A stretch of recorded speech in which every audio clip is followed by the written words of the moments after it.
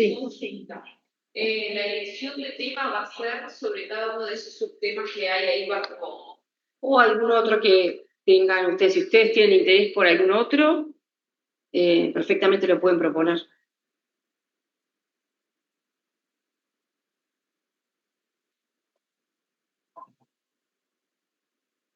¿Pudieron acceder al material? Yo pude acceder, yo le hice la solicitud para acceder al complementario y pude acceder. Perfecto. Sí. Vamos, por favor.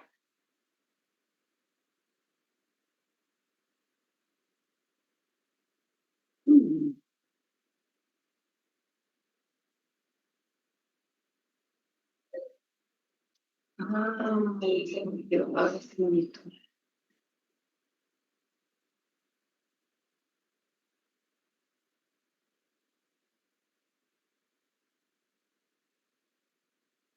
No, ¿tú tienes idea cómo funciona esto? Porque creo que no vas a ver por el monitor que no.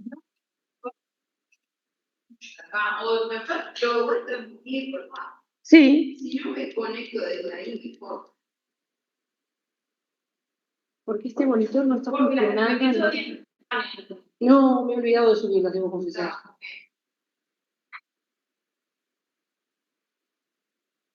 No sé, mi papá.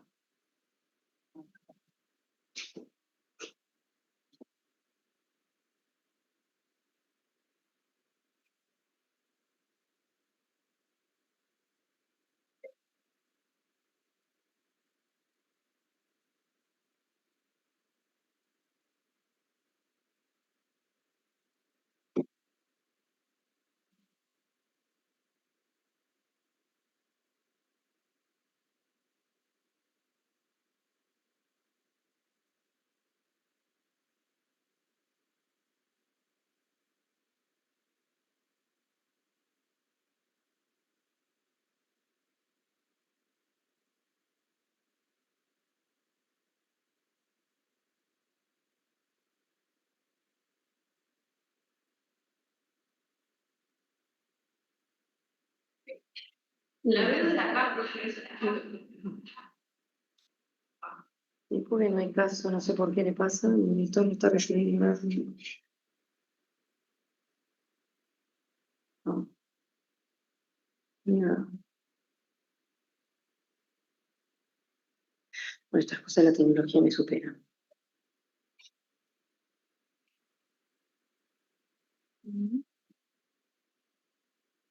Bueno, buenos días. Hoy vamos a terminar de dar un pantallazo, pero muy por arriba, todo muy por arriba, de lo que nos estaba quedando por ver del derecho marítimo, sobre todo el derecho marítimo internacional. La clase pasada habíamos empezado a ver los contratos marítimos. Dentro de los contratos marítimos, nosotros tenemos lo que es el propietario registral por un lado, que vendría a ser el dueño del barco. Por otro lado, usualmente lo que pasa es que no suele explotarlo comercialmente el dueño del barco, sino lo que hace es alquilarlo, es lo que se llama fletamento. Los contratos de fletamento son contratos de alquiler de buques, ¿sí? Y dependiendo en qué modalidad lo alquile, es justamente la modalidad del fletamento. Tenemos por un lado lo que es el fletamento a casco desnudo. El fletamento a casco desnudo es justamente cuando yo alquilo el barco así como está, sin tripulación, sin nada. El que me lo va a alquilar se tiene que encargar de poner la tripulación y conseguir también los certificados que tenga que tener, porque un barco, recuerdan la clase pasada que vimos los aspectos de seguridad marítima, bueno, eso requiere justamente el cumplimiento con el convenio SOLAS, requiere un montón de certificados internacionales, que es lo que le permite que pueda navegar en aguas internacionales y que en caso de que llegue a puerto, a otro puerto, no lo terminen deteniendo el buque por incumplimientos en los convenios internacionales. Bueno, tenemos por un lado entonces el fletamento a casco desnudo, yo te lo alquilo así como está el barco, y puede ser que esa persona a su vez lo vuelva a alquilar, lo subflete, haga otro fletamento. Buen día, ¿qué tal? No, por favor, no pasa nada. Tenemos ahí el fletamento por tiempo, puede ser que lo alquile por 3 meses, 2 meses, a otra persona. Esa otra persona se va a encargar de los aspectos comerciales Y la tripulación no, la tripulación la pone la persona que me lo está alquilando. Los aspectos de la gestión náutica quedan en poder de la persona que me lo alquila y los aspectos de gestión comercial quedan justamente en la persona que lo está alquilando. Esto es, cuando un barco ingresa a puerto, y prácticamente casi todos los puertos se requiere contratar prácticos. Yo les había comentado lo que era un práctico. ¿Quién lo paga? El que tiene la gestión comercial, en este caso, justamente es quien me lo está alquilando. ¿Sí? A diferencia del fletamiento a casco desnudo, el fletamiento a casco desnudo, la persona que lo está alquilando se hace cargo de la gestión náutica y de la gestión comercial. En el fletamiento por tiempo se divide. El que me lo alquila a mí se queda con la gestión náutica y quien lo alquila, es decir, quien lo va a usar, tiene la gestión comercial. Se encarga de justamente hacer los contratos de transporte, es el que tiene que estar pagando el tema del muelle cuando ingresan a puerto, todos los tributos que haya que pagar, el practicaje, todos los servicios. Eso se hace cargo justamente la persona que lo está alquilando. Y por otro lado tenemos el fletamiento por viaje. En el fletamiento por viaje es justamente la persona que lo empezó a alquilar, que lo va a usar, es el que se queda, perdón, la otra persona es la que se queda con la gestión náutica y la gestión comercial. La persona que me lo alquila a mí es el que tiene la gestión náutica y comercial. Es el más parecido a un contrato de transporte. Recuerden que el objeto del contrato de fletamento es el alquiler del barco, es el barco. En el contrato de transporte es la mercadería, transportar la mercadería. En el fletamento por viaje, entonces, el objeto del contrato, ¿cuál es? Alquilar el barco para un viaje, que vaya del puerto A al puerto B. ¿Pero por qué se dice que es ese que está más ligado y más parecido ya a un contrato de transporte? Porque me está alquilando todo el barco, ¿para qué? Para transportar la mercadería. Me alquila el barco porque necesita llevar su mercadería del puerto A al puerto B. ¿Sí? Y como es la persona que me lo alquila a mí, es la persona que tiene la gestión náutica y la gestión comercial, quien paga los tributos, quien paga muelle, quien paga prácticas, que es la persona que lo alquila, no a quien se lo alquila. Y ahí es por eso que es importante los términos, creo que yo se los mencioné, laytime, demerge, leydays, no sé si recuerdan, que los contratos de fletamento por viaje son los utilizados para lo que es el comercio exterior de volumen. Todo lo que es carga de ganado en pie, lo que es carga de grano, celulosa, todo eso, soja, todo eso sale por fletamento por viaje. Es decir, yo alquilo el barco, todo el barco, porque necesito todo el barco, para que lo lleve o de Nueva Palmira a China o a donde sea, o de Montevideo a China, donde sea. ¿Sí? Entonces, ¿por qué es importante? Recuerden que quien paga los costos comerciales del barco es la persona que me lo está alquilando, no yo. ¿Sí? Entonces, y si me lo alquila por un viaje, es decir, del puerto A al puerto B, ¿qué pasa si está un mes en el puerto A, esperando que venga la carga? Es un costo adicional para la persona que lo está alquilando. Por eso es que es importante los términos, como yo decía, el lay days. El lay days es cuando la persona que alquila el barco les dice, bueno, yo voy a estar llegando en tal fecha y tal fecha, o se ponen de acuerdo para que el barco llegue en tal fecha y tal fecha, entre el 10 y el 12.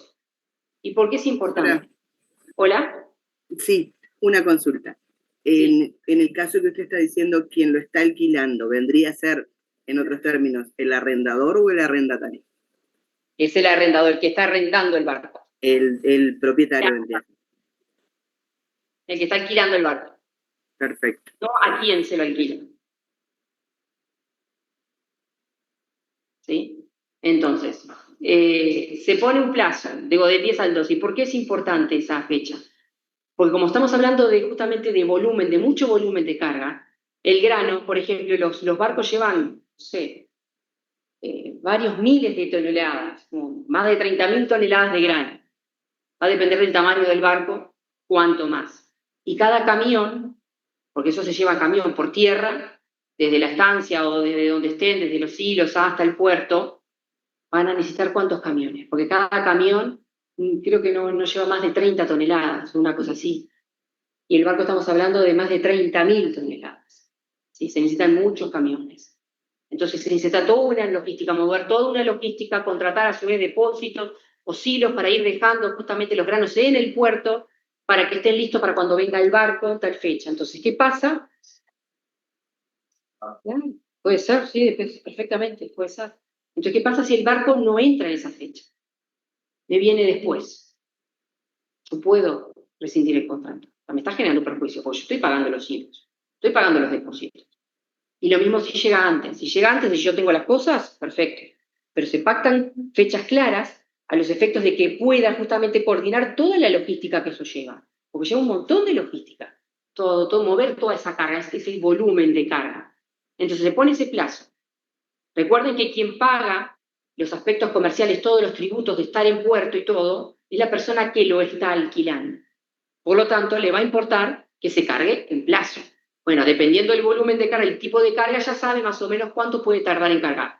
¿Solo rescisión del contrato o te puede reclamar? Ah, no, por supuesto, sí, daños y perjuicios ni que hablar. Sí. Entonces, se establece en el contrato también lo que se llama el lay time, es decir, el tiempo que tiene para cargar o descargar. Se pacta, dependiendo del tipo de carga, pueden ser 2 días, pueden ser horas o días, dependiendo del tipo de carga, generalmente días. Pero pongamos, son 2 días. Y si se pasa de ese plazo, ¿sí? La persona que lo está alquilando va a tener que seguir pagando todos los tributos que tenga que pagar y puede ser que se retrase después en otro contrato. Entonces, para evitar esto, ¿qué es lo que hace? Se pactan multas que se llaman demerge, se escriben demurraje, el demerge, ¿sí? Esas son las multas, es decir, cada vez que, supongamos que son 24 horas, 48 horas, y tardó 60 horas, bueno, las horas que sobran es lo que va a tener que pagar de demerge, va a depender de lo que hayan pactado en el contrato, pero tienen que pactar sumas que a la persona que tiene que cargar el barco o descargar le duelan, porque si no dice, bueno, te pago el demerge, la penalización, no me estreso, y puede ser que eso le haga perder el siguiente contrato. Porque los buques que están en contrato, en fletamento por viaje, lo que hacen es, primero contigo, calculan más o menos como cuánto puede demorar en cargar y descargar y el tramo, y ya están con otro contrato siguiente. ¿Sí? Pero si se demoran demasiado con uno, puede ser que estén terminando incumpliendo el siguiente contrato que tenían pactado. Los siguientes, pues ahí no lo ves tampoco. Así es. Yo puedo dar vuelta para que por lo menos tú veas. No. Sí, toqué y ahí como que se desconectó algo. Bueno, el siguiente son, que está vinculado también, si no lo que puedes hacer es conectar como hizo ella al Zoom por el celular. También, cierto, de este lado. Perfecto. Yo de este lado porque esa otra no funciona. Y es por eso que no. Vamos ahí.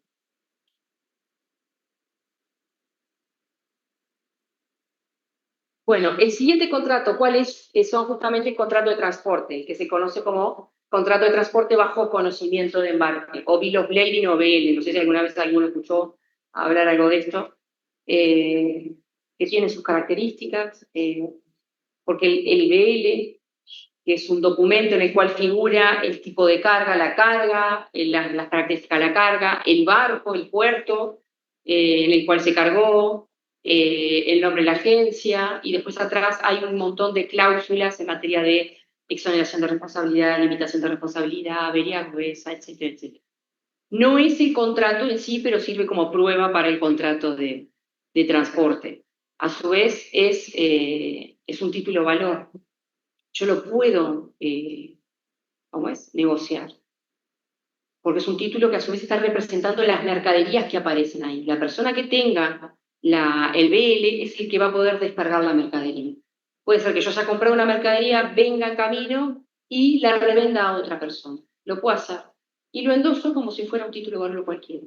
Se endosa, se le pasa a la otra persona y esa otra persona después con el BL va y en cuanto llegue el barco puede reclamar la carga que está ahí. Después también estaba el slot hire, que era justamente el alquiler de los espacios que tienen los portacontenedores. Esas hileras que tienen, donde van todos los contenedores, también se puede alquilar la hilera. Y ahí hay un montón de contratos más. Después habíamos mencionado el practicaje. El contrato de practicaje es un contrato de servicio, lo que tienen que hacer, y puede haber practicaje obligatorio o no, Acá es obligatorio en el Río de la Plata, Río Uruguay, y por supuesto tenés también lo que se llama práctico de puerto, que es para ingresar al puerto de Montevideo, se necesita práctica. Otro práctico distinto de lo que es el práctico de Río. Los prácticos son personas justamente que tienen gran conocimiento en lo que es la navegación de esa zona. ¿Sí? Conocen todos los obstáculos en la navegación que hay, conocen las corrientes, cómo se comporta el mar. Por supuesto que tienen que tener mucha experiencia a su vez en navegación y tienen que tener experiencia como capitán de buques. Tienen que hacer una prueba, hay cada tanto llamado en la prefectura, se abren los llamados, se toman las pruebas, tienen pruebas teóricas y después prácticas. Las prácticas va a depender de lo que esté haciendo justamente si es para hacer práctico de puerto o práctico de río, va a hacer las maniobras que tenga que hacer, si son maniobras en puerto o directamente navegación por los canales. ¿Cómo? Pueden ser retirados militares también. No pueden ser en actividad. Sí, pero tienen que estar retirados. En actividad no. Y bueno, una vez que hacen las pruebas, se toman las pruebas, y las pruebas se las toman los prácticos mismos. También está prefectura interviene a través de la oficina de pilotaje, pero quien toma las pruebas, los evalúan, etcétera, son justamente los prácticos que ya están en actividad, y los prácticos de la zona por las cuales la persona está concursando. Y bueno, una vez aprobado, ejerce como práctico. Y lo tienen que contratar, tienen la obligación de contratarlo no sé por qué se cortó. Que internet está muy inestable. Bueno, y una vez que los contratan, es un contrato de servicio. ¿Esto qué es? Y es un asesoramiento. ¿Qué pasa cuando, o qué tipo de obligación tienen los contratos de servicio? En general, abogados, médicos. Ahí está, obligación de medios. Exactamente. Por lo tanto, el práctico no incurre en responsabilidad a no ser que se demuestre que fue negligente o no tuvo la pericia que tenía que tener y eso ocasionó el accidente. De todas maneras, desde el punto de vista de la responsabilidad civil, el que es responsable siempre, siempre es el armador. Por más que la culpa la haya tenido el práctico. Puede ir después, sí, por supuesto, el armador contra el práctico, por lo que haya tenido que pagar. ¿Pero por qué es el armador? Porque se considera que el práctico es un asesor y el que siempre tiene el mando del barco es el capitán. Siempre tiene el mando del barco el capitán. Por lo tanto, si el capitán ve que hay algo que está saliendo mal, debe tomar las riendas, como quien dice, y seguir con la maniobra él. Si no lo hace, entonces hace responsable al armador por el hecho del dependiente. ¿Sí? El armador después, ya les digo, podrá ir en el caso de que logren demostrar la culpa de la responsabilidad del práctico, podrá después repetir contra él. No sé qué le pasa a esto. Bueno, el siguiente contrato era, que ustedes no lo están viendo ahí ahora, es gestión de buques. Lo que es la gestión de buques es que al día de hoy hay tanto contrato, tanto cumplimiento, perdón, normativo, que tienen que cumplir justamente los buques a través de los distintos convenios. ¿Recuerda cuando estuvimos viendo en la clase pasada todos los aspectos de seguridad y vimos algunos de los convenios? Bueno, esos convenios tienen un montón de reglas que los barcos tienen que cumplir. Como es sumamente difícil o es muy complejo, imagínense para el armador estar cumpliendo con todo lo que requieren los convenios. Hay muchos convenios. Entonces, ¿qué es lo que hacen usualmente desde el punto de vista técnico? Suelen contratar a empresas que están especializadas justamente en los aspectos técnicos de los convenios para que le hagan la gestión técnica de los barcos.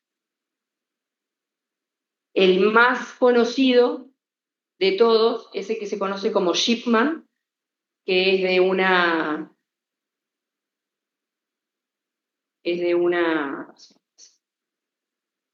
Vinco, yo creo que les había mencionado algunos de estos contratos de Vinco, que se especializan justamente en ser bastante neutrales a la hora de elaborar los contratos. Tienen muchos especialistas en los temas, tienen contratos de todo lo que quieran, fletamentos de todo tipo, fletamentos dependiendo a su vez del tipo de carga, fletamentos dependiendo del tipo de barco, a veces también son fletamentos dependiendo al lugar en el que van, porque por ejemplo hay ciertos lugares de Estados Unidos que si quieren exportar madera y quieren ingresar cierta madera a Estados Unidos tienen que cumplir requisitos especiales que no los requiere ningún otro estado. Entonces ya tienen elaborado ese contrato específico para esa carga, para ese país.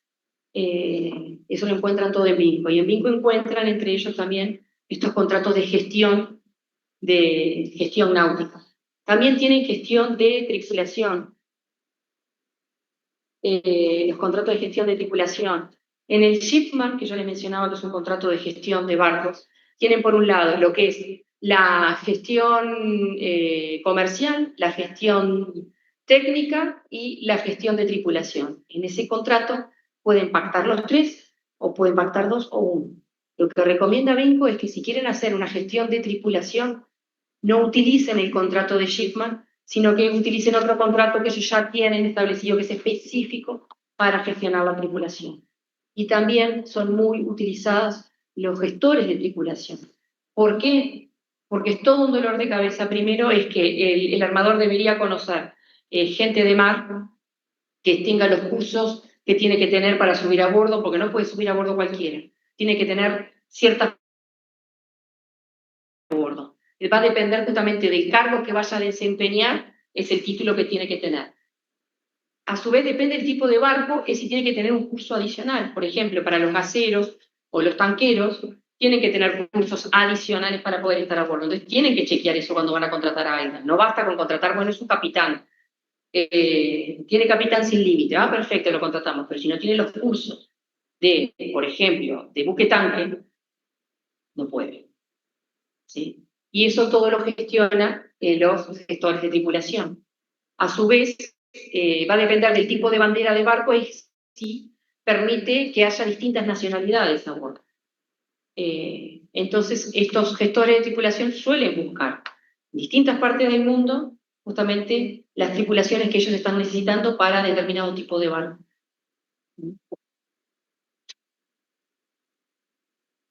Después también tenemos lo que es el contrato de bunker. ¿Recuerdan lo que era el bunker?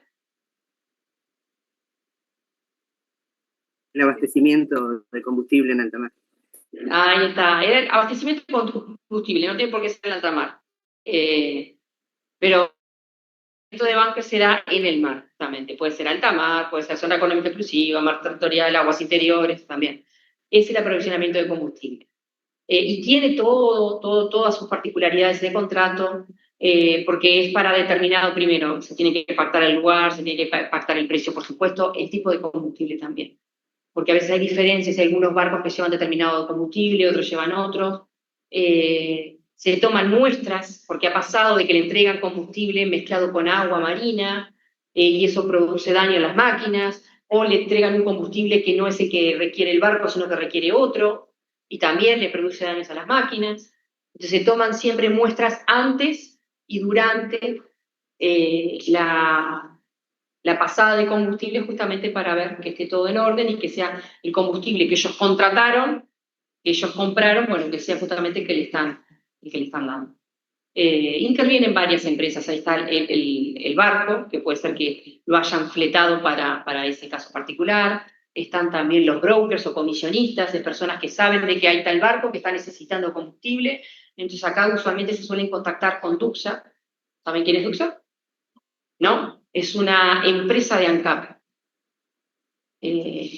La empresa ANCAP que justamente está en estos temas de combustible marino, entre otros, pero no tiene barco. Entonces, ¿qué es lo que hace? Contrata un barco para un viaje. ¿Sí? Dice, bueno, necesito que cargues acá y le entregues la mercadería, le entregues el combustible a tal. Está contratando por un viaje. Puede ser que lo contrate por tiempo. Si sabe que hay varios en la vuelta, dice, te voy a contratar por un mes. Puede ser. También. ¿sí? Pero como Duxa no tiene barco, necesita el barco. Entonces ahí es que aparece el alquiler, el fletamento. ¿Sí? Y está alquilando el barco.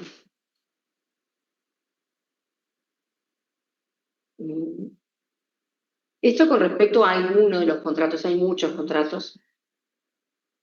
Y ahora voy a pasar a un tema un poquito más árido.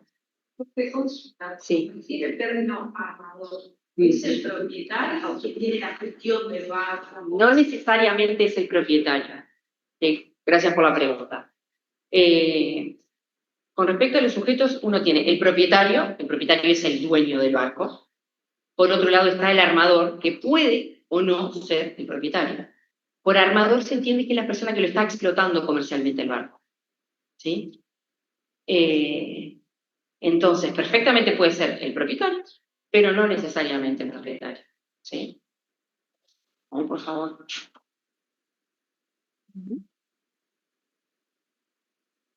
Mira bien un tema un poquitito más árido. Que para los que les gusta comercial les puede interesar.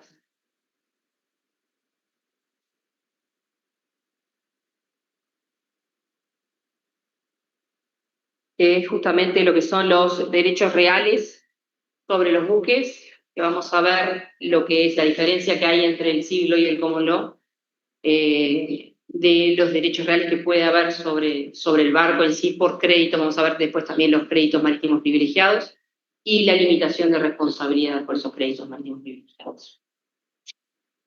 Tenemos por un lado lo que son los créditos marítimos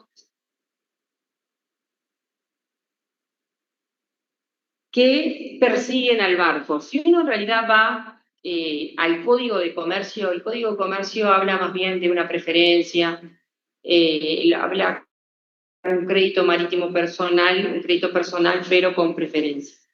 Después, cuando Uruguay ratificó una convención de Bruselas justamente sobre créditos marítimos, se considera que adoptamos lo que los anglosajones hablan de lien, que vendría a ser un derecho real sobre el barco, y persigue al barco por más que cambie de dueño.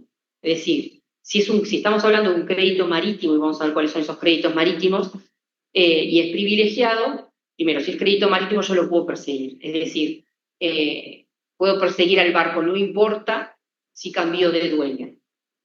¿Sí? Lo sigo como si fueran derechos reales, como los tenemos nosotros acá. ¿Sí? Pasa con la hipoteca, por más que cambie de dueño, si el contrato está inscripto, a diferencia de lo que pasa con estos créditos marítimos. Yo no me acuerdo si lo tengo acá. No. Porque a diferencia de lo que pasa entre lo que son los créditos marítimos privilegiados y la hipoteca naval, porque son dos formas también de asegurar el crédito, es que por un lado tenemos la hipoteca naval requiere inscripción y es voluntaria. Yo contrato la hipoteca si quiero. Solamente es cuando voy a pedir un préstamo y ahí viene ahí la hipoteca.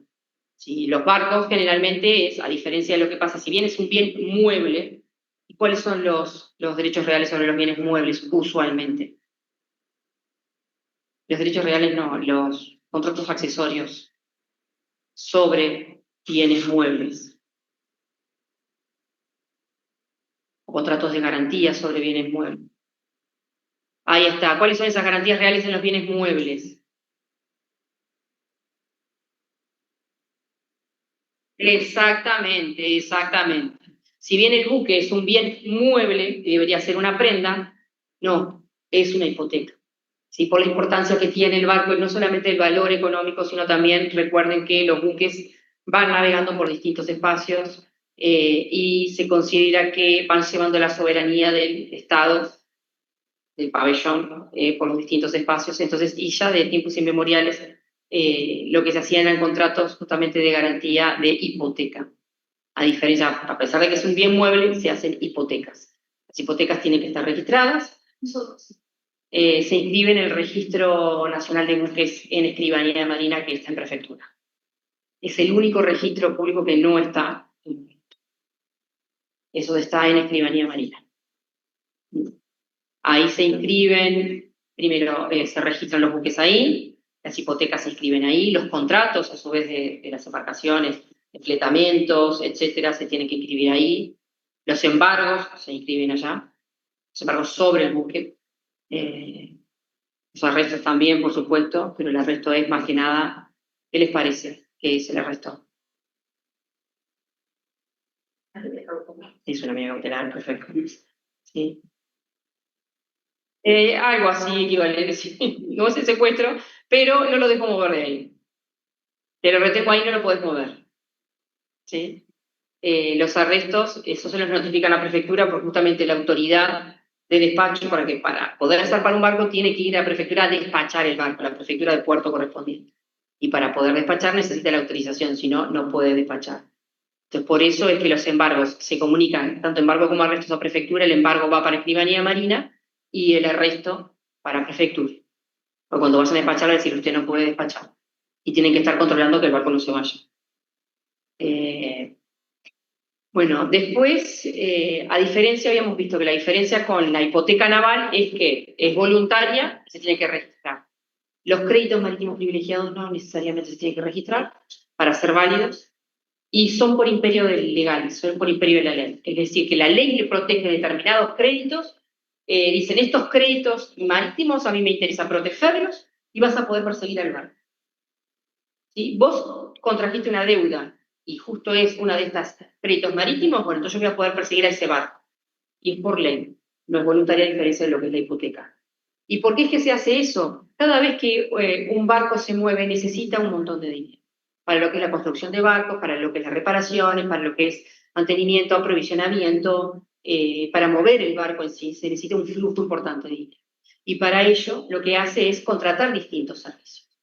¿Sí? A diferencia de lo que pasa uno acá, que uno conoce usualmente a su deudor, puede tener una idea o puede preguntar y más o menos puede llegar a saber, en el mundo marítimo no pasa eso.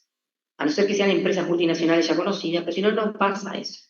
Es una persona que viene del extranjero, que no la conoces, a un país que no conoce, no tengo ni idea quién sos. Entonces, la forma que encontró el derecho marítimo en general en el mundo para favorecer este tipo de intercambios, porque el barco necesita justamente de ese crédito, es justamente protegiendo los créditos. Digo, bueno, estos créditos que son marítimos, que son para el servicio del barco, para la utilización del barco, esto los voy a proteger. ¿Cómo los protejo? En el caso de que no te paguen, vos podés ir contra el barco. Por más que cambie de dueño, vos vas a poder igual ir contra el barco. Es la forma que tiene de proteger justamente ese crédito y que haya flujo. Si no, difícilmente te vayan a prestar dinero, te vayan a prestar un servicio si vos no le pagás. ¿Sí? Después en derecho marítimo está lo que se conoce como préstamo a la gruesa, que ya no se usa. El préstamo a la gruesa era un préstamo que se otorgaba al armador cuando iba a zarpar y que decía, bueno, yo te presto el dinero para que vos hagas toda la expedición marítima y si eso. Si vos llegas a un puerto y entregás la mercadería, si yo te presté 100, me vas a devolver 130. ¿Sí? Ahora, si vos no llegás, no me tenés que deber nada, no me pagás nada. ¿Sí? Como un contrato aleatorio. Sí, más o menos, sí. Sí, porque no se sabía si llegaba. Al día de hoy ya perdió sentido, primero porque prácticamente todos los barcos llegan, salvo raras excepciones, pero la mayoría de los barcos llegan, no es como antes cuando salían, eran barcos de madera, a vela, no se sabía si llegaban, no tenían tantos buenos instrumentos como los hay ahora, y bueno, antes era más utilizado este préstamo a la gruesa, sigue estando regulado en el Código de Comercio, pero ya prácticamente no se utiliza para nada. Hay leasing también, para lo que son los barcos, se pueden comprar. No he visto casos, pero se admite en el derecho uruguayo un leasing también sobre buques. La hipoteca naval, lo que yo les mencionaba, que tiene que cumplir justamente con todas las formalidades que tiene que cumplir una hipoteca para los inmuebles. Las mismas formalidades, pero también para los buques. Se admite hipotecas de buques en construcción. Están después los privilegios marítimos. Los privilegios marítimos es para los ciertos créditos marítimos. Dijimos que los créditos marítimos son aquellos créditos que se dan para la expedición del barco, es para el uso del barco. Los necesita el barco, solamente para el barco. Puede ser que el armador necesite otra cosa para sus oficinas, eso no es un crédito marítimo. Será el mismo sujeto que lo está pidiendo. Pero como no es para el barco, para el uso del barco, sino para una oficina, no constituye un crédito marítimo. Y a su vez hay ciertos créditos marítimos que el derecho quiso privilegiar y establece un orden de prelación en cuanto al cobro. Es como una especie de mini concurso cuando hay buques involucrados. Y eso está en el artículo, no me acuerdo, si yo lo tengo por acá, el 1037. En el 1037 ahí tiene justamente el orden de prelación que tiene.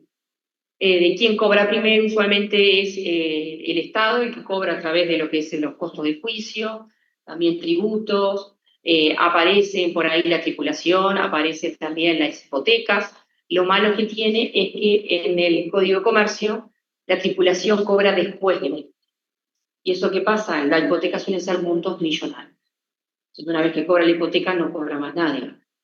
Si bien se puede considerar al día de hoy con las reformas que han habido en el derecho uruguayo, se puede considerar que esto estaría derogado entre comillas, y se han planteado casos de concursos de empresas, que hay barcos también incluidos, y aplicar la ley de concurso. La ley de concurso, ¿ustedes ya dieron comercial? No estoy dando. Le están dando, la ley de concurso elimina todas las preferencias creadas por otras leyes. Elimina las preferencias creadas por otras leyes.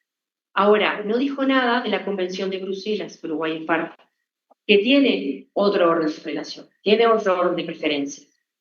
¿Sí? Entonces, se planteó un caso de qué pasaba en este caso, que tenemos por un lado la quiebra de toda la empresa, con el barco incluido, y bueno, ¿y qué pasaba con los créditos preferenciales conforme a la Convención de Bruselas? Y bueno, ahí el juez dijo, la ley fue clara y derogó las preferencias en otras leyes, no la de los convenios. Por lo tanto, la de este convenio sigue vigente y se aplican las preferencias de la Convención de Bruselas. Que ahí en la Convención de Bruselas la preferencia es más beneficiosa para lo que es la tripulación. ¿Sí? Porque consideraban que justamente es gente sensible, desde el punto de vista financiero, en comparación con los demás, está en un estado más de vulnerabilidad que el resto, y bueno, que tenían que ser protegidos. Y por eso están por arriba de la hipoteca.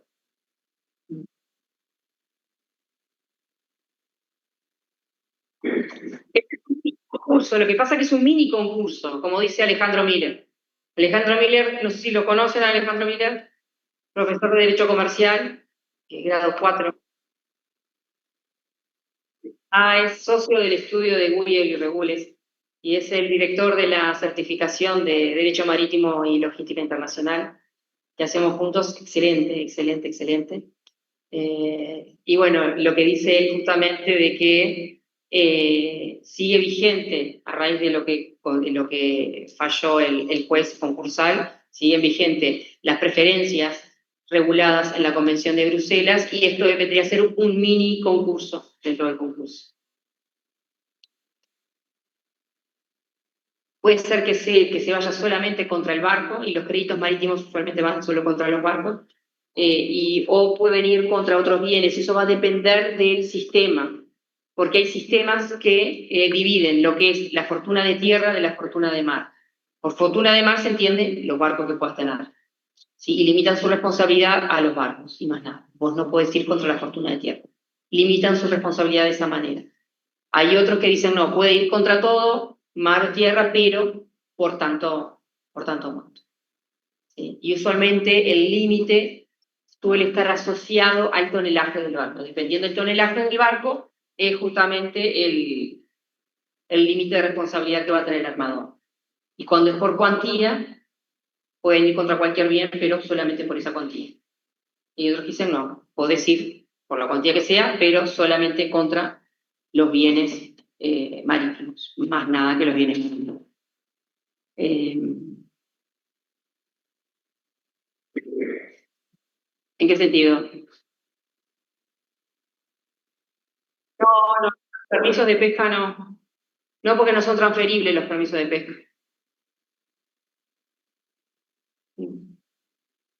Sí, a veces transfieren el barco, pero no pueden transferir los permisos. En principio no pueden hacer eso. Y lo mismo pasa con el barco, porque así como, por ejemplo, en Uruguay, cuando van a embanderar un barco, tienen que ir, los trámites es ir a prefectura, tienen que chequear que el barco esté bien, les hacen las inspecciones que tienen que hacer desde el punto de vista de seguridad, que controlan. Si está todo bien, le dan el ok. Tienen que a su vez ir a la URSEC, sea buque de pesca o mercante, tiene que ir a la USEC para pedir lo que es la habilitación de la estación de radio, porque tiene justamente que estar comunicándose todo el tiempo, y después todavía no pueden operar, porque tienen el visto bueno desde el punto de vista de seguridad, desde el punto de vista náutico, pero no desde el punto de vista comercial. Para poder operar comercialmente, se divide entre los buques mercantes y los buques de pesca. Los buques de pesca necesitan tramitar el permiso de pesca en Dinara. Una vez que le dan el permiso de pesca en Dinara, tienen que ir después a prefectura y ahí le dan la bandera al barco, como diciendo, bueno, le damos el ok, ya el último sellito ya está, pero necesitan sí o sí el permiso de Dinara. Sin el permiso de Dinara no te habilitan, desde el punto de vista de la seguridad tampoco, no te dejan registrar el barco pesquero. Y después para los buques mercantes, si bien están habilitados por prefectura desde el punto de vista náutico, no están habilitados desde el punto de vista comercial. ¿Quién los habilita desde el punto de vista comercial? Es la Dirección General de Transporte Fluvial y Marítimo, que está en el Ministerio de Transporte y Obras Públicas. Para ahí tienen que ir al ministerio, a esa dirección, y solicitar una línea de tráfico, que puede ser regular, puede ser ocasional, va a depender del tipo de línea que vayan a hacer. Por ejemplo, buquebús, ¿qué les parece? ¿Regular u ocasional? No regular. Regular, ahí está, regular, porque tiene viajes regulares. Salgo tal día, tal hora, de un lado o del otro, estos son líneas regulares. Lo mismo Colonia Express.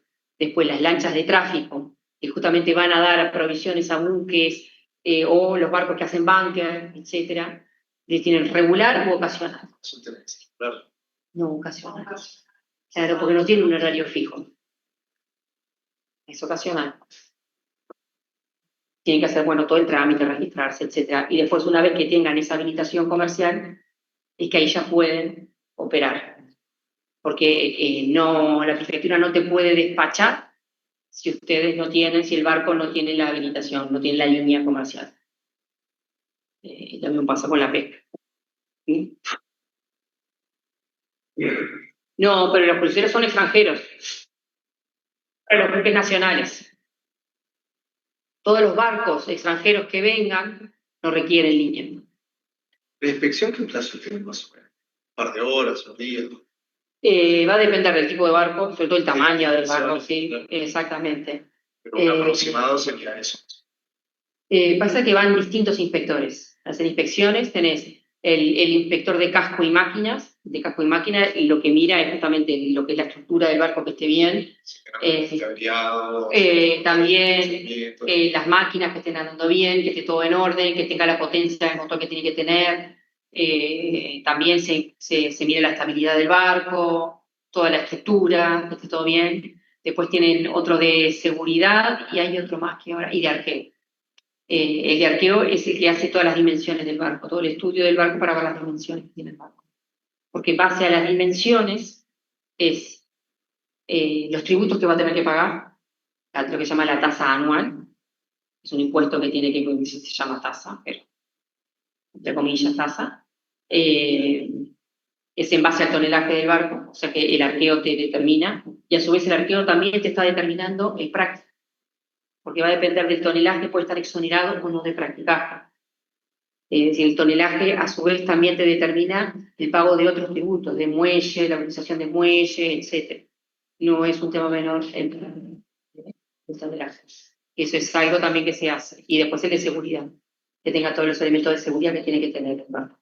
Y va a depender del barco, las inspecciones se pueden hacer acá en Uruguay o en el extranjero. Puede ser que lo estén construyendo en el extranjero o puede ser que lo estén vendiendo en el extranjero. ¿Seguridad que sería más para la tripulación? No solamente la tripulación, porque la seguridad del barco tiene que ver con la seguridad en sí de las personas, puede ser tripulación o pasajeros, va a depender del tipo de barco, pero también tiene que ver con la mercadería, con medio ambiente y con el barco en sí, con todo, con todo. Se fijan, ya les digo, en aspectos de estabilidad del barco, de cuando está, no me sale, cuando juntan el hierro y le pasan el fuego, ¿cómo se llama? Gracias. Cuando las soldaduras estén todas en orden, que esté todo bien, que no esté, porque a veces se estresa el material ahí. Se estresa es que con el movimiento del barco en el agua, que se mueve todo el barco, justamente en los lugares más débiles es donde se suele estresar. Y donde se suele estresar, donde está soldado. Entonces tienen que estar controlando de que las soldaduras estén bien hechas, que esté bien soldado a su vez. No basta poner con el acero naval y pasarle. Generalmente ponen otras chapas arriba de esa junta mismo, para evitar eso, para evitar lo que yo les digo. Y son cosas que se controlan. Después todos los implementos electrónicos de navegación, que tenga, de todo. Es un montón de tiempo, entonces. Sí, sí, llevan días. Generalmente se hacen varias inspecciones, no una sola. Va a depender si lo que es una renovación o si es una primera inspección. Las primeras inspecciones son las que demoran más. Después ya cuando son por renovaciones Es como una de revisión. certificado, claro, exactamente, ya es distinto. A no ser que hayan tenido alguna modificación, que hayan entrado a dique o a un astillero porque tuvieron alguna rotura y tuvieron que entrar o hicieron alguna reforma del barco.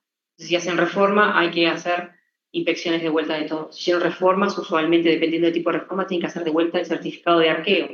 El certificado de arqueo es el que mira todos los espacios del barco, todos los mide, y en base a eso es que después terminan tributando o no tributando, o que tributo. Después tenemos lo que es el embargo y arresto de buques. Se aplica la ley 18.803. La ley 18.803 hace una diferencia entre si se va a embargar o arrestar un buque de bandera nacional o un buque de bandera extranjera. En principio, embargo y arresto son cosas diferentes, ¿verdad? Sin embargo, en derecho marítimo se lo suele utilizar en forma indistinta. ¿Por qué? Porque cuando yo voy a arrestar un barco extranjero, si se voy a embargar el barco, pero ¿cuál es la finalidad del embargo? Y para que sea válido, ¿qué tengo que hacer con ese embargo? Lo tengo que registrar. Si ese barco es de bandera extranjera, ¿lo puedo registrar en Uruguay? No, lo tendría que mandar al registro del estado de pabellón. ¿Cuánto demora eso? ¿El barco cuánto tiempo está acá? No me sirve de nada. Entonces, cuando uno dice hay que embargar al barco extranjero, la ley me lo aclara, que dice, bueno, el embargo de un buque extranjero implica necesariamente el arresto. Cuando se hable de embargo en el oficio, va a implicar el arresto, a no ser que expresamente se establezca lo contrario, que no he visto jamás que pase eso. El embargo siempre va con el arresto, si no, no te sirve de nada el embargo. Y además no tiene sentido que se notifique el embargo a prefectura, porque no tiene el registro de buques extranjeros. El registro de ese barco va a estar en el estado pabellón, no acá en la prefectura uruguaya. Entonces lo que se hace, y lo que dice la ley, que es algo muy importante, es que cuando se embarga y arresta, cuando se solicita, el juez tiene 24 horas para fallar. ¿Sí? Es importante, y muchas veces cuando uno lo va a hacer, le tiene que recordar al juez que tiene, conforme el artículo tanto, tiene 24 horas, porque si no, se olvida. Tenés que hablar a veces con actual, ¿vale? No, lo cumplen. Es más, hay muchos juzgados que ya tienen al día de hoy, cuando viene un barco, algo de un barco, ponen ojo buque, lo ponen un cartelito arriba, que saben que eso tiene que salir rápido. Así esa rapidez para embargar y arrestar, también para el levantamiento. ¿Sí? Y tiene sus particularidades lo que es la contracautela. Voy a seguir con lo que es el embargo y arresto de buques de bandera nacional. El embargo de un buque de bandera nacional no implica el arresto, a no ser que expresamente se establezca en el oficio, que queda embargado y a su vez arrestado. Eso, el embargo y el arresto se notifican a la prefectura, ¿por qué? Porque justamente el registro de buques está en Escribanía Marina, que depende de prefectura. Bueno, se inscribe el embargo, pero no implica el arresto, porque la idea es que el barco siga trabajando. ¿Sí? Se supone que el barco, como tiene asiento en Uruguay, no se va a ir, se puede ir igual, pero en teoría no. ¿Sí? A su vez, puede ser que haya un arresto que pasó hace unos años atrás, sí. Sí, se notifica a prefectura, si se le avisa, se le manda el oficio a prefectura para que lo arreste, para que no lo deje salir. Y eso después se notifica a la agencia marítima. La agencia marítima del barco se considera que es un representante del barco. En principio, los juicios hay que notificárselo justamente a la persona a la que estás demandando. En este caso, al armador. El armador no tiene un representante, no tiene como es domicilio en Uruguay. Pero ¿qué se entiende? Que se puede ir contra la agencia marítima que actúa en representación de la empresa, del armador. Entonces, las notificaciones, las citaciones, todo lo que es del juicio, los emplazamientos a la agencia marítima en representación de fulanito de tal se toman como válidos. ¿Sí? Y eso lo tienen, derecho internacional privado todavía no han visto. No.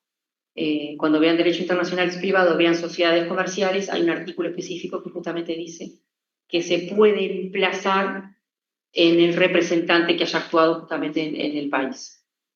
Que no es necesario emplazar al domicilio que tenga la sede principal de la persona jurídica, sino que puede emplazarse en el representante que haya actuado en Uruguay, representando justamente a esa empresa. Y bueno, y esto se ha tomado y no ha habido ningún problema de emplazar al armador del barco en la agencia marítima. Y se toman como válido, porque si no tenés que mandar un exhorto y quién sabe cuánto demora. Sí. Pero nunca se consideró hacer una reforma capaz de la Conmebol, en todos los países que ratificaron la Conmebol, que creen que sea el registro de buques internacionales para llevarlo a nivel nacional. No, lo que hay, porque aparte hay muchas diferencias desde el punto de vista registral entre los distintos países. Lo que está impulsando ahora el Comité Marítimo Internacional a través de la UNCTAD, de Naciones Unidas, es la Convención sobre los efectos de la venta judicial, efectos internacionales de la venta judicial de buques.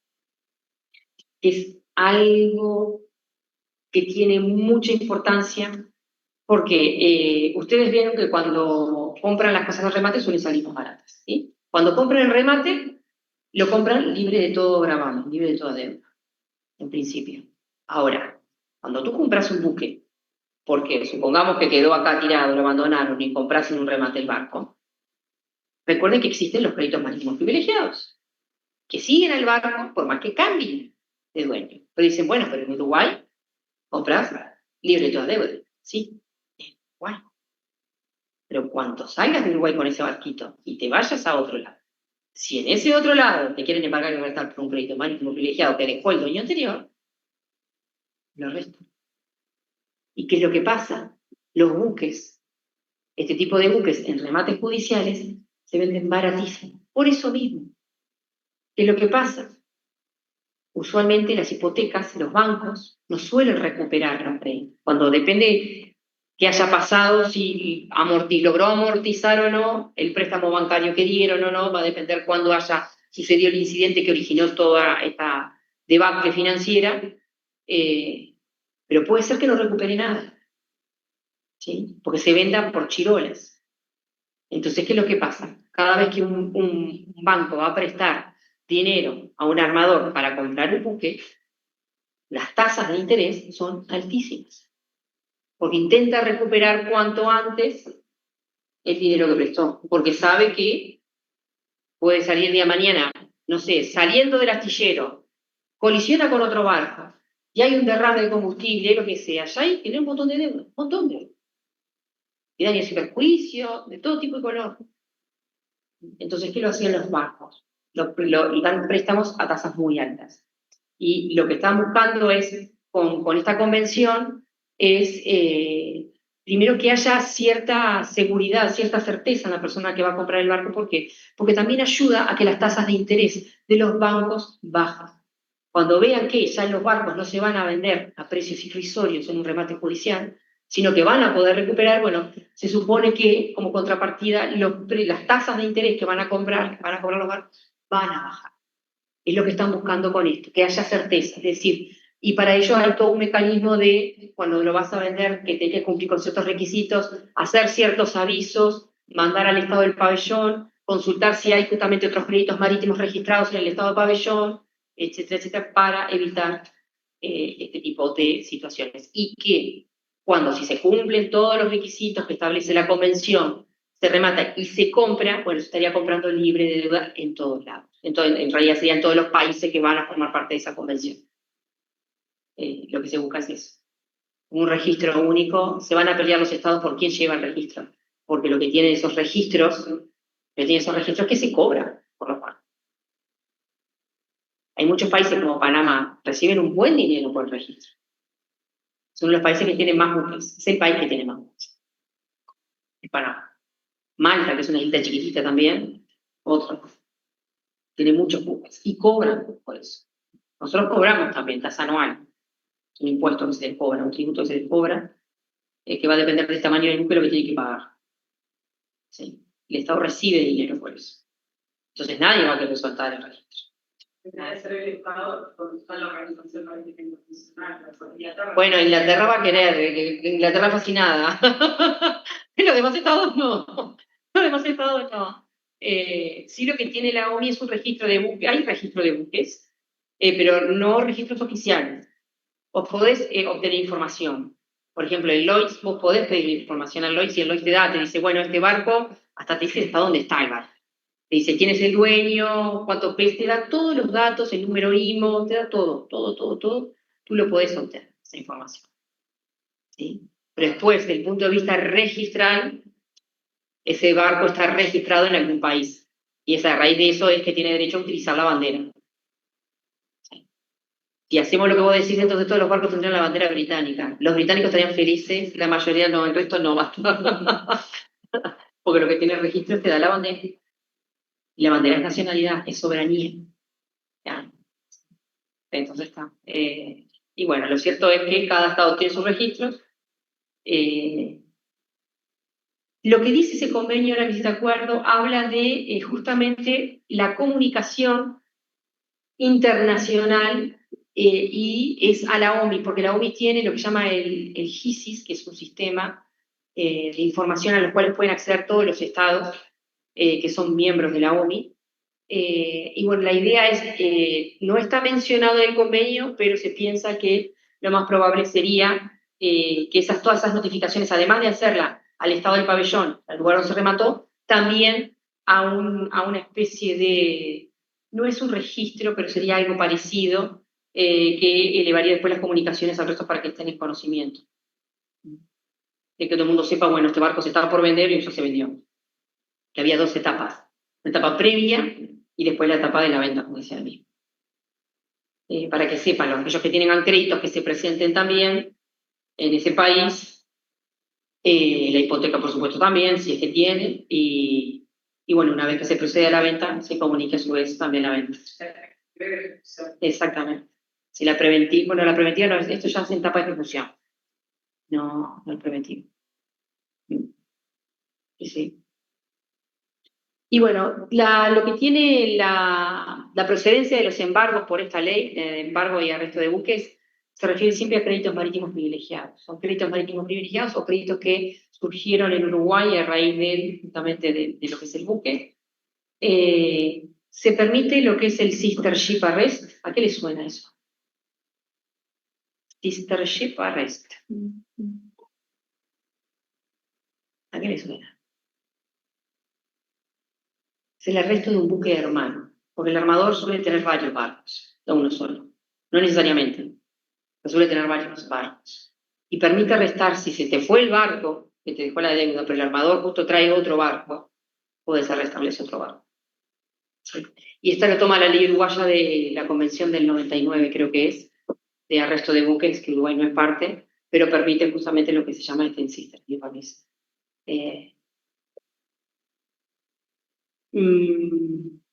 Después habla de lo que involucra justamente el embargo del buque nacional, que implica la indisponibilidad o su enajenación, etcétera, dónde se tiene que registrar. El buque de bandera extranjera, eso ya lo mencioné. Después es importante, ¿cuáles son los elementos de toda medida cautelar? Lo mencionamos en la primera clase. Contra cautela. Bien. ¿El otro? Dieron procesal, ¿verdad? Desempolvando el conocimiento procesal. ¿Cuáles eran los otros? Eran 3. Yo los tengo ahí, pero no vale. Eran 2 latinazgos. Humus boni juris, el humo de buen derecho. ¿Y el humo de buen derecho qué era? ¿Qué significaba el humo de buen derecho? ¿Qué es lo que yo tengo que hacer? ¿Qué implica ese elemento? No. El humo de buen derecho. Cuando yo voy a pedir una medida cautelar y me dice, tenés que probar el humo de buen derecho. No, ese es el siguiente elemento. tengo que probar de que aparentemente tengo un derecho. ¿Y por qué dice humo de buen derecho? Pues yo no tengo que probar que realmente tengo el derecho, porque lo voy a probar recién con la sentencia, no después que pasa todo el juicio. Pero tengo que darle ciertos elementos al juez para ver si toma uno la medida, para ver si considera, bueno, puede ser que tenga razón. Hay elementos como para considerar que puedes tener razón. ¿Sí? Pero no tiene que haber certeza, no le puedo pedir certeza recién la tengo con la sentencia. ¿Sí? Entonces pide eso, el humo de buen derecho. Ese era uno de los elementos. El otro elemento era el periculum in mora, el peligro en la demora. La particularidad que tiene esta medida cautelar en marítimo es que el embargo y arresto de buques no requiere probar el peligro en la demora.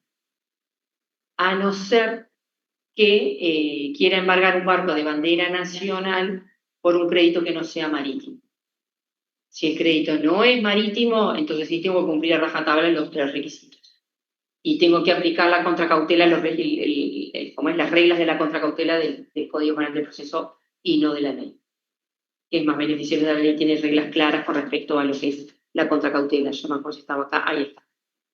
Dice, su monto se calculará, el de la contracautela, en función del que resultare menor. Suma reclamada más un 20%, o el costo de la estadía del buque en puerto durante un máximo de 10 días más 20%. De las dos, de la que resulte menor va a ser la contracautela que yo tengo que presentar. ¿Y cuál es la finalidad de la contracautela? ¿Una garantía para quién? Exactamente, por los daños que le puedo ocasionar. Las sentencias Sí. no, Exacto. por el puede generar daños en buque o incurrió con otros contratos. Exactamente. Eso igual los montos que se manejan en esta contracautela en comparación con los daños que se pueden ocasionar no son muchos, convengamos. Pero lo cierto es eso. Que si yo estoy embargando un buque de bandera nacional que no entra dentro de la ley porque no es uno de los créditos que menciona, bueno, entonces voy a tener que cumplir con los requisitos de la contracautela. Como contrapartida de esto, lo que tiene es que cuando embargo un barco, el que sea, cuando arresto un barco extranjero, se permite que se presenten las cartas de garantía de los clubes de P&I. Yo creo que ya se las había mencionado, ¿no? Presentan esa carta, ese papelito que dice que el club va a pagar lo que el juez diga que haya que pagar, y se levantan. Se tiene que levantar también en 24 horas el arresto. Sí, se levanta y el barco se va y el juicio sigue con esa carta de garantía ahí. Después tiene sus particularidades los buques pesqueros de bandera extranjera, porque en realidad esta ley surgió a raíz de ciertos embargos extorsivos. Yo creo que se los mencioné o no se los mencioné. Sí. Ahí está, era un abogado chileno que trabajaba acá en Uruguay, ejercía acá en Uruguay. Y embargaba barcos pesqueros, arrestaba barcos pesqueros por créditos laborales por $500.000, $300.000, de horas extras, de qué sé yo, que claramente cedían ampliamente lo que en el caso de que se llegara a deber, excedía ampliamente el monto. Pero ¿por qué lo hacía? ¿A efectos de qué? De poder negociar la baja. Si bueno, yo te lo libero, te levanto el arresto, pero en vez de pagarme 500 como te reclamo, lo hacemos todo el juicio, pero me pagas 200.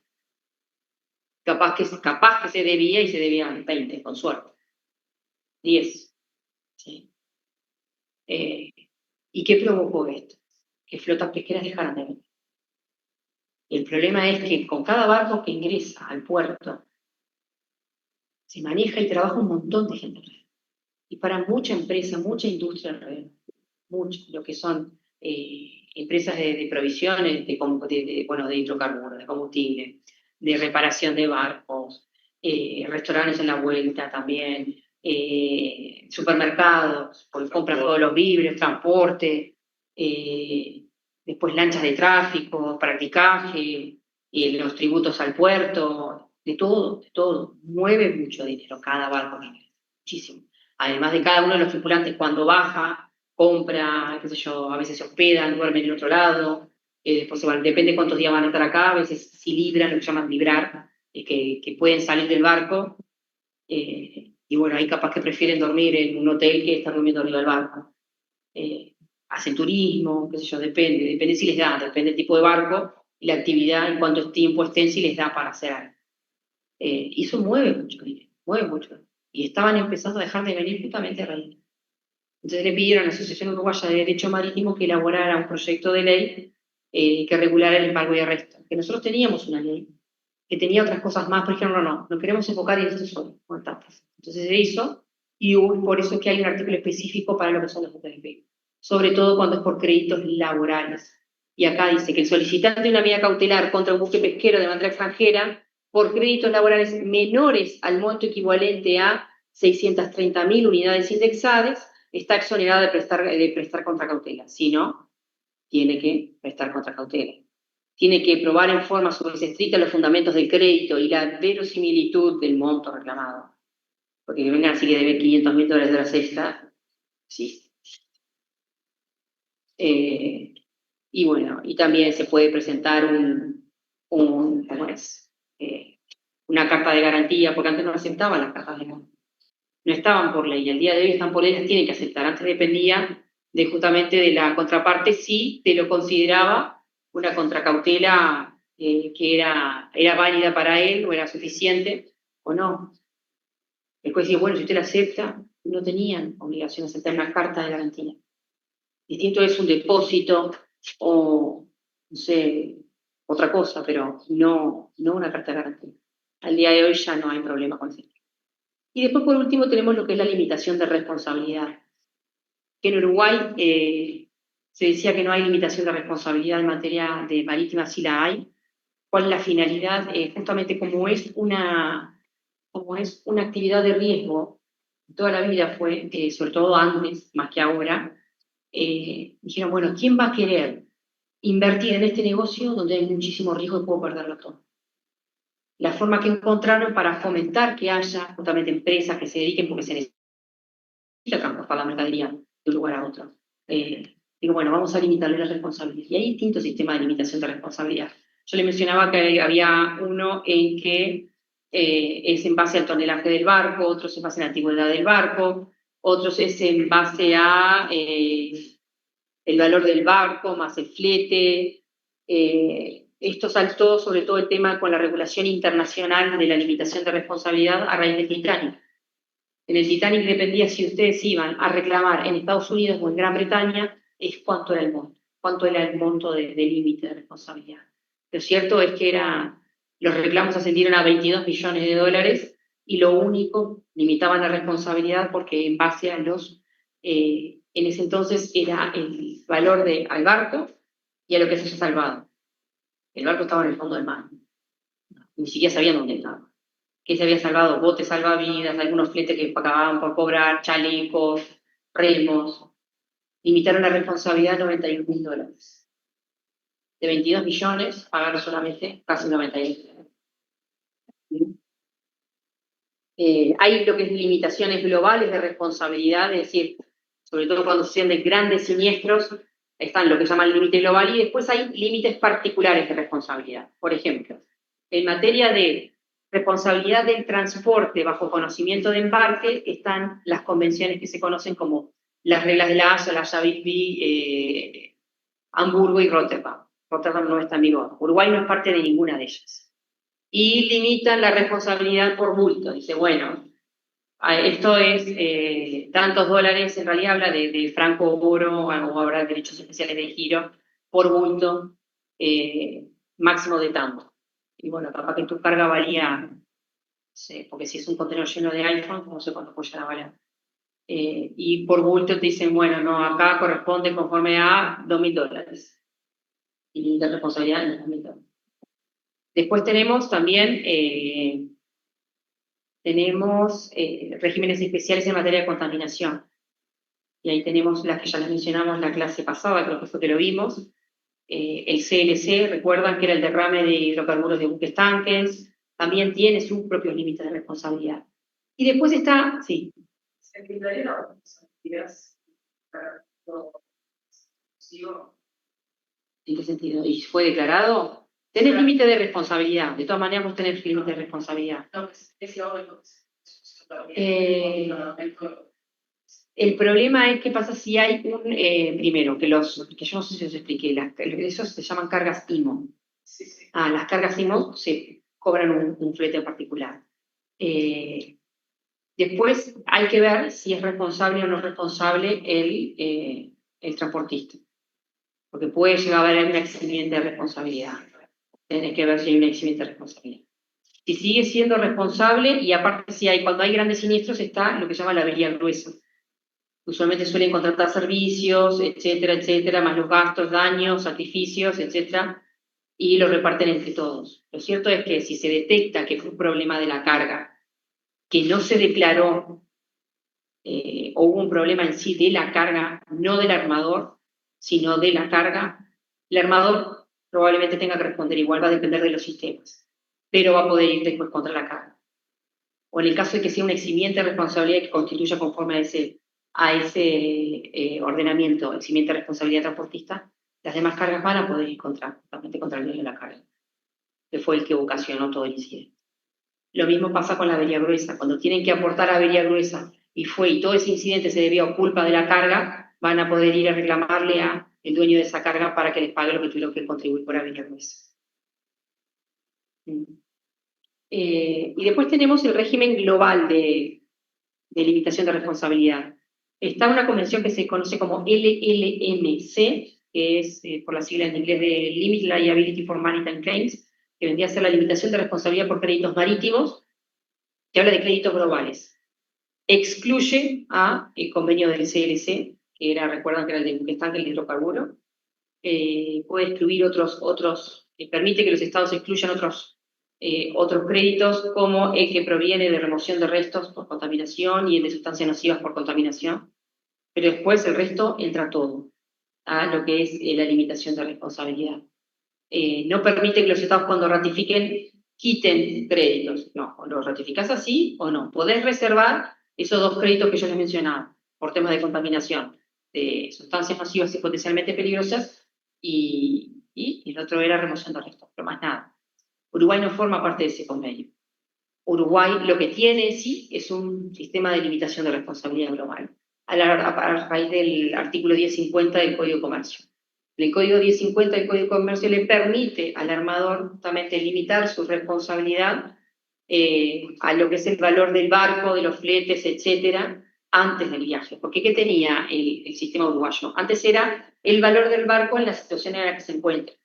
Entonces, si el barco terminó 1000 metros fondo del mar, el valor del barco, pues, cero. Te sale mucho más caro sacar el barco que dejarlo. No sirve para nada. Entonces, en algunos casos podía llegar a ser hasta una eximiente, una exoneración de responsabilidad. Porque si el barco quedó en el fondo del mar, no va a responder, no paga nada. Entonces dijeron, no, vamos a ayornarlo y vamos a decir, bueno, vamos a permitir limitar la responsabilidad, pero al valor del barco que tenía antes del viaje, antes del incidente. ¿Cuánto valía el barco antes del incidente? Más los fletes que faltaran por cobrar, etcétera, y bueno, de eso se hace todo un monto, se establece un fondo, se pone ese dinero y se van a cobrar de ahí todas las personas que supongamos que corresponde aplicar los créditos. ¿Recuerdan los créditos privilegiados que tenían un cierto orden, que era como una especie de mini concurso? Bueno, el armador lo que tiene que hacer es depositar ese dinero y ese mini concurso se va a cobrar de ahí, de ese dinero, y se lo van a repartir conforme corresponda. ¿Sí?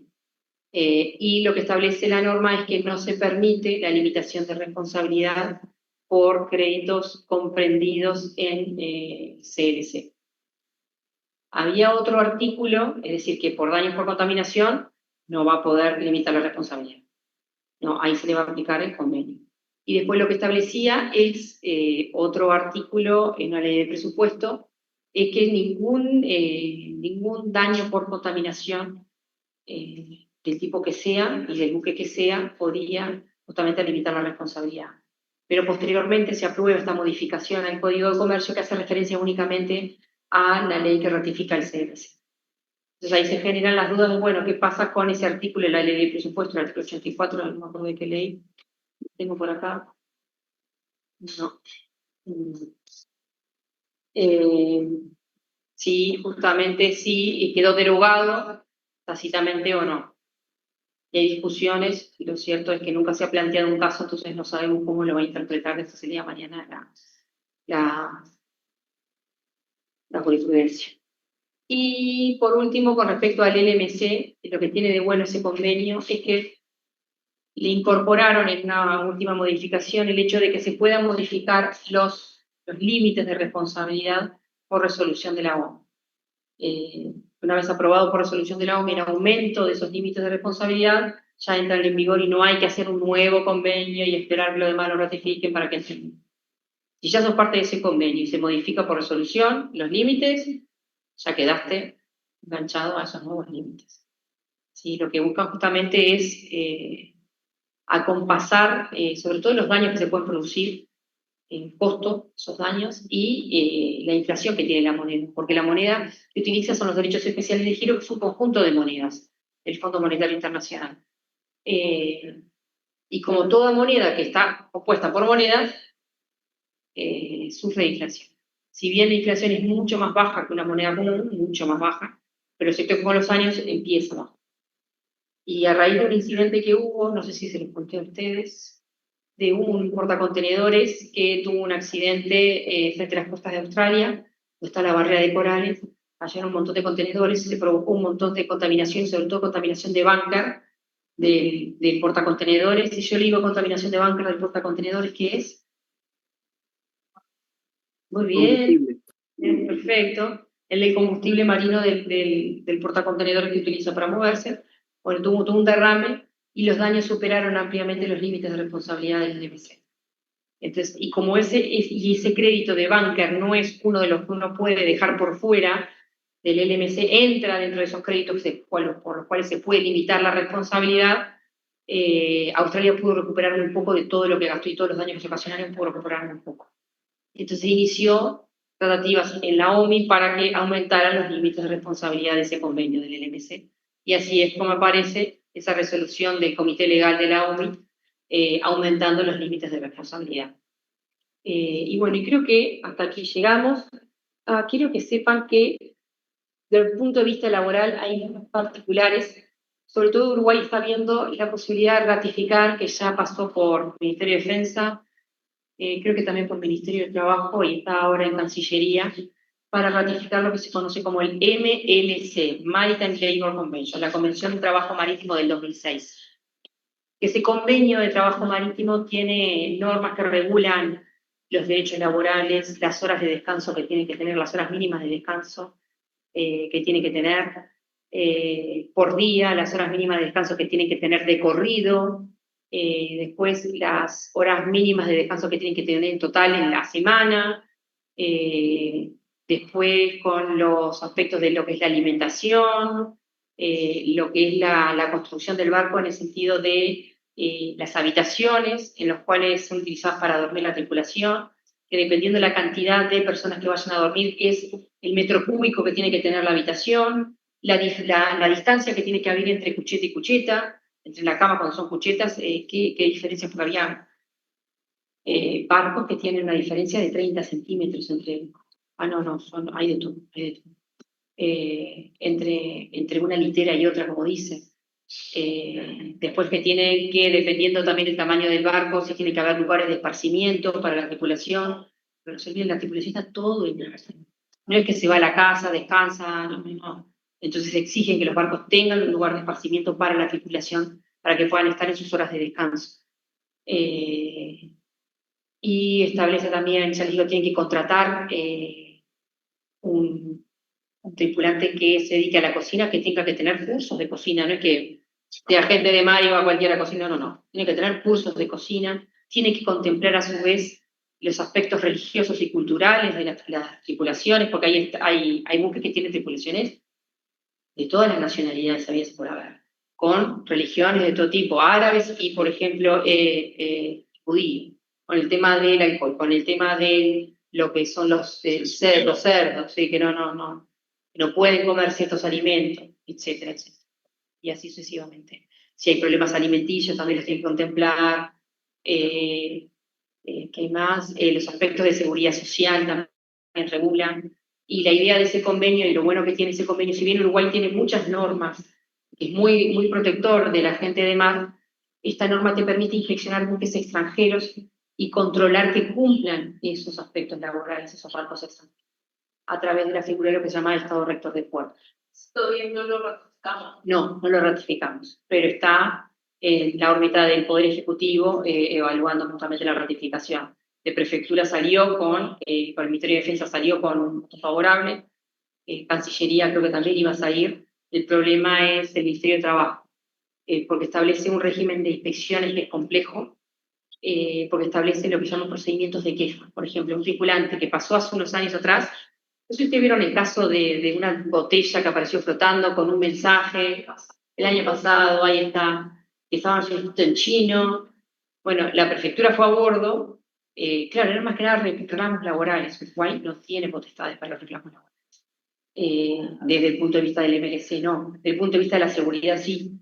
Entonces estaban viendo, sí, desde el punto de vista de la seguridad, porque las horas de descanso son, por un lado, lo pueden analizar de dos formas distintas. Desde el punto de vista como derecho laboral que tú tenés a descansar tantas horas, pero también desde el punto de vista de la seguridad. Porque una persona con mal descanso comete errores, comete siniestros marítimos. Entonces, está regulado también las horas de descanso a través de otro convenio que se llama STCW, que es sobre la formación, titulación y guardia de la gente de mar, que lo que busca es que la gente de mar descanse lo que tenga que descansar, que esté realmente descansada para evitar accidentes.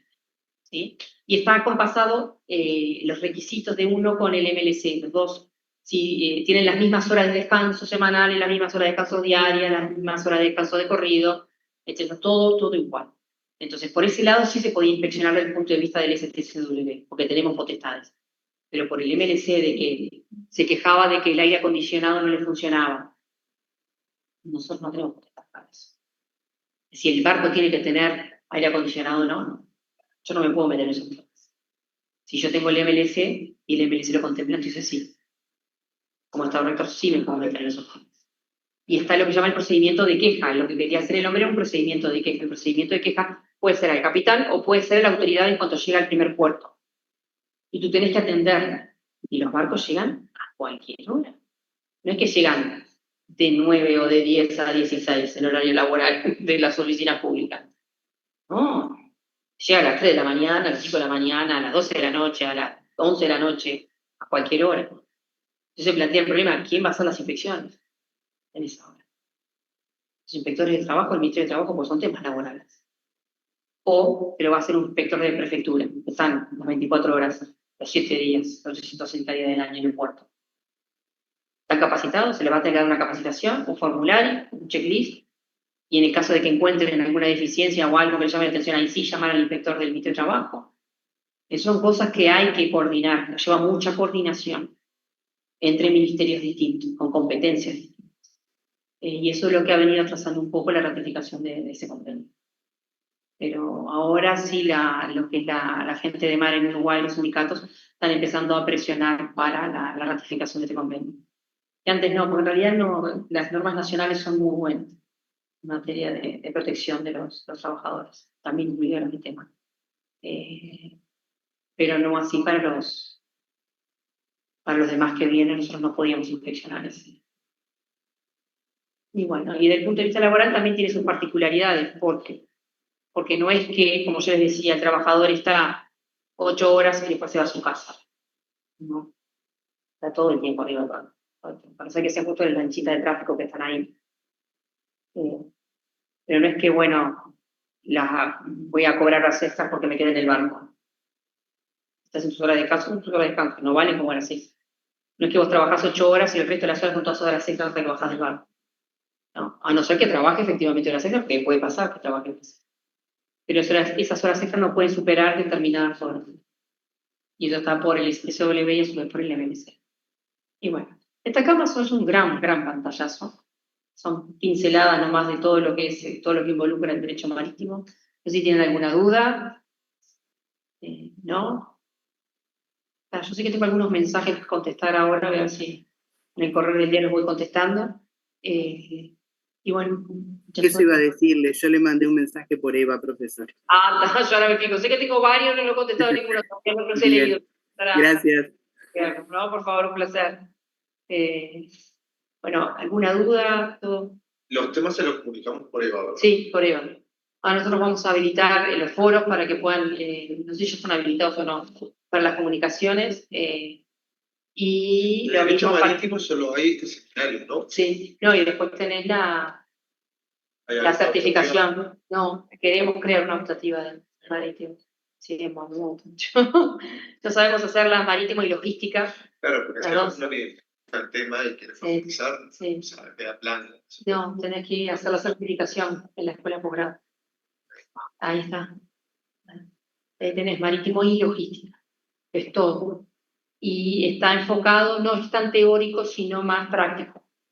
Se le dan, por supuesto, los conceptos teóricos, pero después bajado a tierra vienen, por ejemplo, inspectores de prefectura y les explican el tipo de inspecciones que hacen, le muestran fotos de incidentes, de cómo actuaron.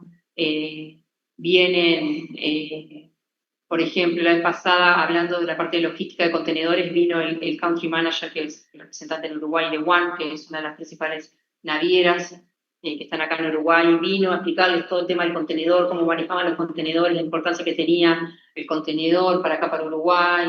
Después vino una chica que hace el UCC, que es una especie de intermediario, no es intermediario, es como una especie de naviero, pero sin barco, que alquila espacios, contacta con otros, vos lo contactás, ves de cuando vos tenés que traer un contenedor de la mitad de la China a Uruguay, en teoría vos tendrías que encargarte de contratar a la persona que te haga la estiva, de contratar el barco, de pagar los de aduana, de hacer todo eso. Y acá lo que haces es contratar a un freight forwarder o un VUCC que se encargan ellos de todo. Vos contratás con ellos y son ellos después los que se hacen absolutamente todo. Vos te olvidate, vos le pagás.